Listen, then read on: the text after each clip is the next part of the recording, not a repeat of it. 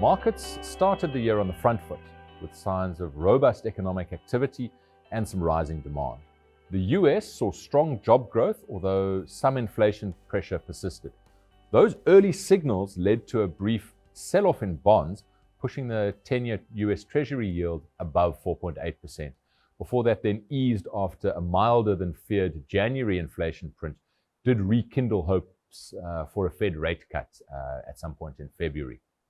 Market sentiment had shifted by late January, though, where there were some concerns over US technology valuations following DeepSeek's new AI model release, at the same time as NVIDIA, its big competition, released some underwhelming earnings. The Nasdaq experienced some sharp volatility, which really brought into question the sustainability of the tech-driven rally. February then brought more instability as Trump's return to the presidency led to a series of tariff announcements, first targeting Canada and Mexico, and later expanding to China, as well as steel and aluminium exports. While the S&P 500 briefly hit record highs in mid-February, those rising trade tensions ultimately undermined investor confidence. By March, escalating tariffs and inflation fears had triggered broader risk-off moves. US inflation expectations climbed again, while weaker consumer spending and confidence data did point to some stagflation risks. These concerns drove equity markets lower, with the S&P 500 ending the first quarter down 5.5%. That's its worst quarter since 2022. Technology stocks were hit hard, with the Magnificent Seven down around about 16%, so far more than the market as a whole. The US dollar also weakened quite materially over the quarter. Meanwhile, across in Europe, we saw a major fiscal shift that was really led by Germany's post-election push for increased defense spending and more flexibility on their rules around the deficit. That move then triggered a sharp rise in German bond yields, as well as in equity performance, particularly in the defense sector. So the German DAX gained 11% over the quarter, while Rheinmetall, their key defense company, surged by more than 115%. Through the quarter, central banks remained quite divergent in terms of policy. The US Federal Reserve held rates steady, but then they slowed their balance sheet roll-off. By contrast, the European Central Bank cut rates twice, and the Bank of Japan hiked rates. This divergence underscored some contrasting economic trajectories between the US, Europe, and Japan as the first quarter closed. South African equities performed surprisingly well in the quarter, given the weak US market. Our market was up around about 6% in rand terms. However, overall index returns were driven by quite a select group of shares, really with Naspers, Prosus, Richemont, and the gold miners being your key outperformers there. Most of the other sectors traded weaker, with South African retailers losing around about 20% and giving back a material portion of their strong gains in the second half of last year. Rising bond yields in South Africa resulted in relatively muted returns of just under 1% for the South African bond index in the first quarter. Then listed property declined by about 3.5% and cash returned just more than 0.5%. From a style perspective in global equity markets, the value factor performed best. That was up around about 5% over the quarter, despite the MSCI World Index's 2%-ish fall. The growth factor struggled, falling around about 8% growth stocks. That came as macro concerns collided with high valuations. When we look at specific sectors, the key story for us was the 12% drop in the technology sector. That was really driven by index heavyweight NVIDIA.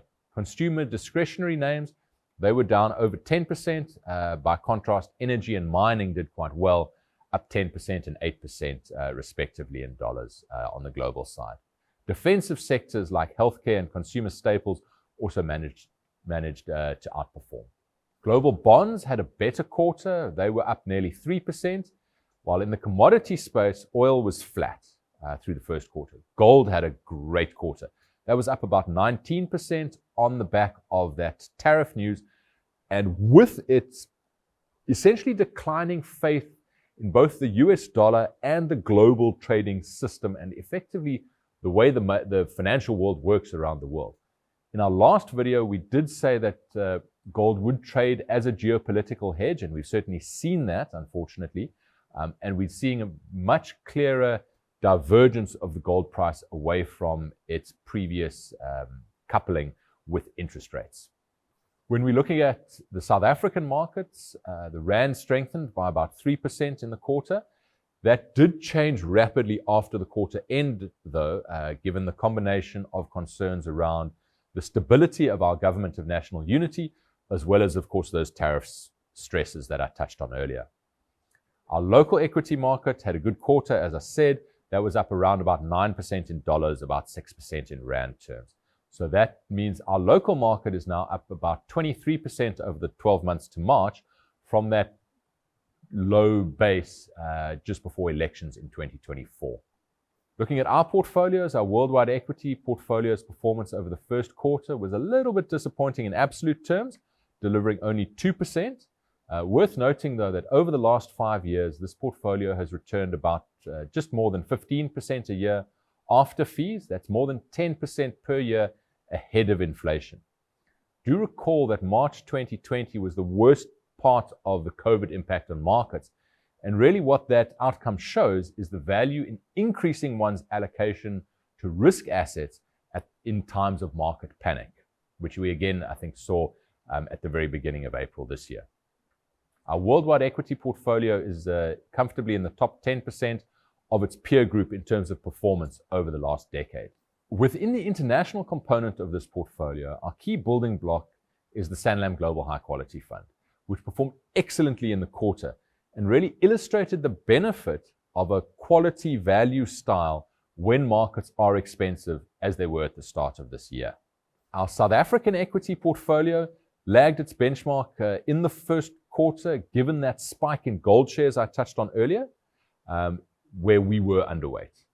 Our Naspers Process holding, that's definitely our largest exposure in the portfolio, that did very nicely and gave us the wonderful problem in early March of having to reduce our holding in that stock at a nice high price because we needed to manage the risk associated with that position size having become very large. Those are the kind of problems we love to have.